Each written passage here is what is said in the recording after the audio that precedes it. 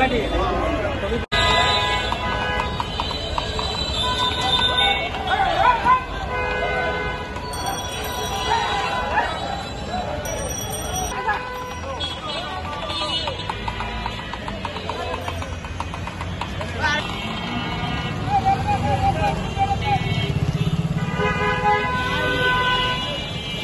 পরে এই জায়গায় রাস্তার মাথায় ও আর আমি একসাথে আসতেছি, এর মধ্যেই মহিলা আর কয়েকটা ছেলে একজনটা ধাওয়ানি মারছে, সে 27-60 গায়ে দেওয়া ধাওয়ানি দেওয়ানে সে ওই দৌড় দিছে, যখন স্যান বাইর করছে ওই ছেলেটা তো বাঁচার লাগে দৌড় দিছে, তখন ও আমার কাছেই ও হঠাৎ করে পিছ দিয়ে দৌড় দিল, ও আমার মোবাইল বাইর করছে, বুঝতে পারছেন? তো মোবাইল বাইর করে তখন আমি ওরা খুঁজতেছি কই গেল, সব আলজল লেগে গেছে গা, যে কী ব্যাপার ঘুমনে কী হইলো, কেরা ওই যে স্যান ধাওয়াইতেছে, আমি পিছে পিছে দৌড় পারি, এদিকে দৌড় পারি, পরে শুনি যে এই জায়গায় আইসা এই দোকানের মধ্যে তারা কোপাইতেছে, তখন আমি ওই দূরে যে ব্যাপারটা কি, তখন আমি তো এখানে আসতে পারতেছি না, তখন আমি সাথে সাথে পুলিশের গাড়ি এখানে থাকে, আমি পুলিশের জন্য খোঁজ করতে যাই, না পাইয়া আমি সাথে সাথে বাসন থানার ওসিকে আমি ফোন করি, ফোন করার পরে সে বলছে যে আমি টিম পাঠাচ্ছি, এইটুকুই জানা, পরে তো সে দইলা পড়ে যায়। সাংবাদিক আসাদুজ্জামান তহিন, তাকে কে বা কারা দুষ্কৃতিকারী কুপিয়ে হত্যা করেছে। আমরা এখানে আসার পরে কিছু তথ্য পেয়েছি, ভিডিও ফুটেজ পেয়েছি, তার আলোকে যে দুষ্কৃতিকারী যেই হোক না কেন তাদেরকে ধরে আমরা আইনের আওতায় নিয়ে আসবো ইনশাআল্লাহ। আর এই ঘটনায় আমরা আসলে অত্যন্ত মর্মাহত, এই প্রকাশ্য দিবালোকে এইখানে এ ধরনের একটা ঘটনা ঘটেছে, আমরা অবশ্যই যারা এই ঘটনার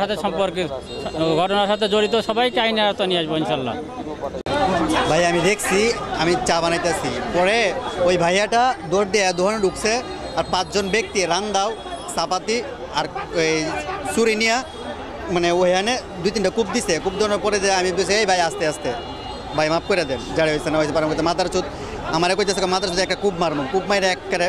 গাড় পালাই দেবো, পরে আমি আমার মতন মানে ভয় পাইয়া আমি মনে করি নিচে মানে থমকাই গেছে আর কি। পরে কি হয়েছে ভাই আমি আর মনে করেন যে আমি আর 5 মিনিট পর্যন্ত গেলে ওইখানে গেলে মানে বসে আসছিলাম, মানে পরে কি হয়েছে আমি আর কিছু কই যেতাম না বড় ভাই। বিষয়টা কীভাবে নিব ভাই, আসলে আমরা দেখিও পুরো আতঙ্কের ভিতরে আছি, যেমন একটা ঘটনা এইভাবে চৌরাস্তার ভিতরে ঘটছে, কারণ সাধারণ মানুষও চলাফেরা করতে আতঙ্কের ভিতরে থাকে, যেমন সে নাকি পেশাগত একজন সাংবাদিক, সে ওই দিকে থেকে দৌড়ে আসছে আত্মরক্ষার জন্য, এখানে আইসে, এখানেও তার রেহাই পাইল না, শেষ পর্যন্ত তারা খুনেরা তাদের খুন কইরা চলে গেছে। আসলে এরা তো সঠিক তদন্ত কইরা যারা এটার সাথে জড়িত ছিল তাদেরকে আইনের আওতায় আনাই আমি সবচেয়ে ভালো মনে করি। দেশের পরিস্থিতি তো খুব খারাপই, এই চৌরাস্তা মোড়ে এত মানুষের মাঝে যদি কুপাইত হয়ে যায় তাহলে মানুষের তো জীবনের কোনো নিরাপত্তা নাই, যে কেউ যে কোনো জায়গায় কুপাইতে পারে। ভাই নিশ্চয়ই এটা খুব খারাপভাবে দেখার বিষয়, কারণ আমরা তো এরকম বাংলাদেশ চাই না, যেহেতু মনে হয় যে কোনো গার্ডিয়ানহীন একটা বাংলাদেশের মধ্যে বসবাস করতেছি, যেখানে আপনার একজন মানুষ আপনার যে প্রকাশ্যে খুন করে চলে যায়, ঠিক আছে, আমরা তো মানে শুনেই এটা হচ্ছে মানে মেনে নিতে পারতেছি না, একজন মানবিক হিসেবে, একজন সাধারণ মানুষ হিসেবে এটা কখনো মেনে নেওয়া যায় না, ঠিক আছে।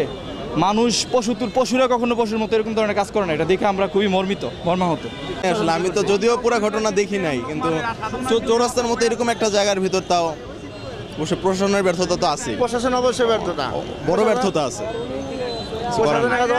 তাও জিনিসটা এমন না যে কয়েক সেকেন্ডে করছে, জিনিসটা মিনিমাম তো কয়েক মিনিট কোপানো লাগছে, মানুষজনই বলতেছে যে একদম মৃত্যুর নিরাপত্তা, একদম নিরাপত্তা চাই।